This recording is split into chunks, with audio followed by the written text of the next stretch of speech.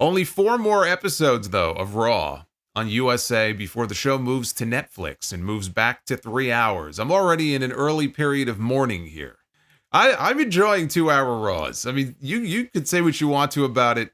This past week's episode is evidence that, yes, you can do a great 2-hour show. The show does not need to be 3 hours just to be great. Okay, so I'm enjoying these final few weeks of 2 hours because I know it's never coming back again. And SmackDown, by the way, is also expected to be moving to 3 hours as well come January, not just Raw. And according to a story from Front Office Sports, Netflix believes it has pinned down the buffering issues that plagued its fight between Mike Tyson and Jake Paul just in time for its Christmas Day NFL games and the debut of Raw the following week. We'll find out soon enough. On Tuesday, Netflix held a special WWE event at its headquarters in Los Angeles.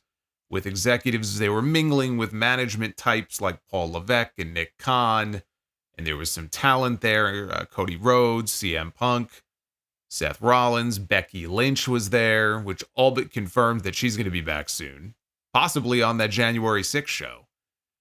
At the event, Nick Khan, he dashed the hopes of all the fans, hoping that this move to Netflix might mean a move away from a PG show to something more adult-oriented. I don't know why people thought that was going to be the case to begin with.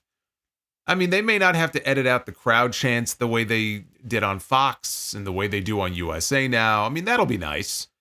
And, you know, they may allow a naughty word or two here or there that you normally wouldn't hear on TV, but it's not like this is going to be a weekly thing. Some people were talking about this like it was going to be a return to the Attitude Era or something. By the way, the edginess of the Attitude Era, it cut both ways, okay? It gave us some amazing content, and it also gave us a lot of dog shit content that has not aged well. And even when it first aired, it wasn't very good. There was a lot of good and a lot of bad that came with that era. But really, I don't know what people were expecting. I mean, do they want blood and guts every week? They're already allowing selective blood as it is, you know, when the match calls for it or when the angle calls for it. That's the way it should be. Cussing? We already have some of that. We don't need F-bombs being dropped every week to make the show edgier. Tits and ass?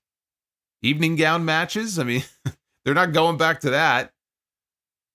I mean, my God, Shane McMahon had women dancing in skimpy outfits on Raw Underground, and there was an entire discourse over how inappropriate and unnecessary that was in today's culture. I mean, you think people are really going to be able to handle an edgier product without erupting into some kind of fake outrage every week? Their heads would explode. But this is what Nick Khan said. He said, we're not changing the rating of our programming, so there's some online chatter about, oh, it's going to be R-rated, or for us old folks, X-rated. That's definitely not happening. It's family-friendly, multi-generational, advertiser-friendly programming. It's going to stay that way. I would look for more global flair, especially as the relationship continues to develop. Countries outside of the United States are as important to us as the United States is. So we have certain targeted countries that are priorities for Netflix. They're priorities for us. You're going to see more of that. I think that's the way you'll see a bit of a difference. I don't know exactly what he means by that, but it could mean more international tapings. It could mean featuring more international talent on the show from countries, you know, or from regions that are important to them.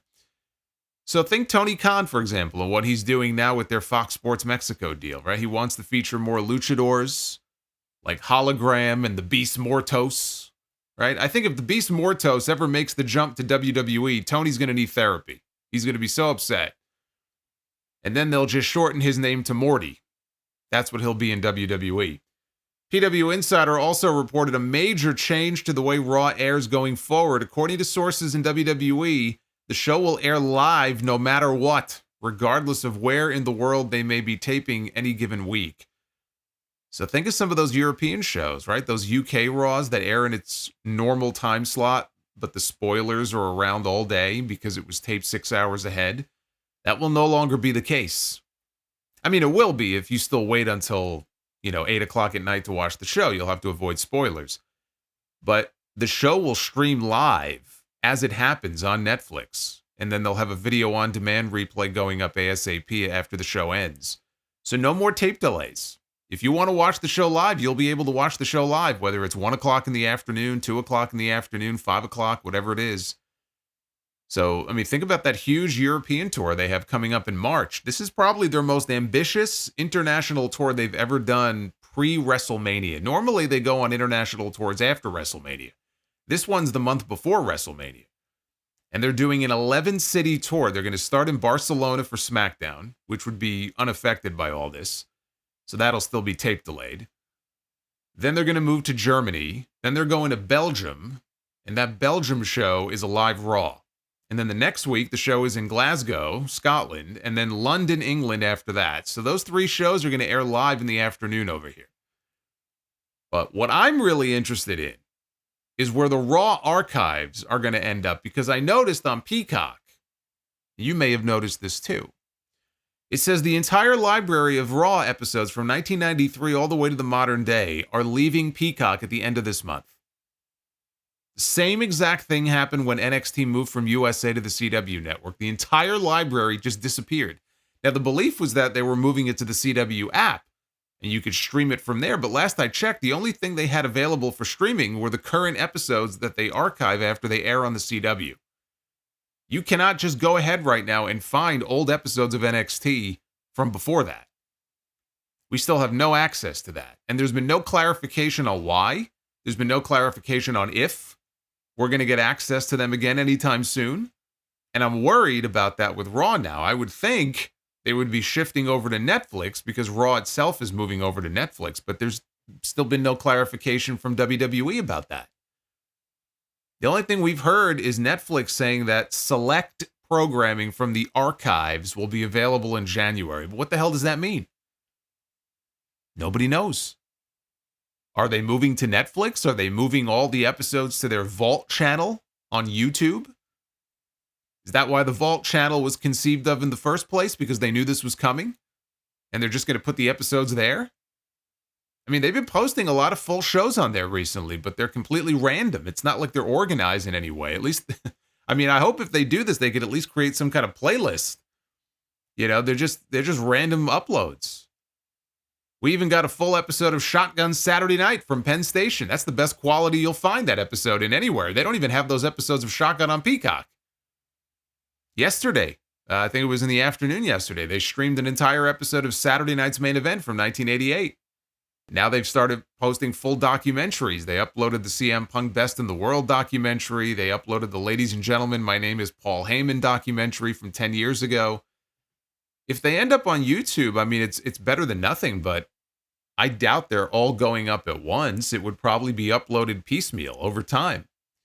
You know, what really sucks is not having everything in one centralized place. It's ridiculous, you know, having to bounce back and forth between Netflix and Hulu and Peacock and YouTube just to watch their stuff. I mean, I have subscriptions to a bunch of different streaming services, but it's all different types of content. It's not like, you know, I'm watching a particular television show and you got 2 seasons on this service, you got 1 season on that service, you got 4 seasons on that. I mean, that would be ridiculous. That's basically what this is like. And so that sucks. Makes me miss the old networks. I miss the old WWE network so much. I really do. It's one of the things that Vince McMahon got right in the last decade was the creation of the WWE network. The interface, the search function, it was so much better than it is on Peacock. You really don't know what you have until it's gone. That's how I feel about the network.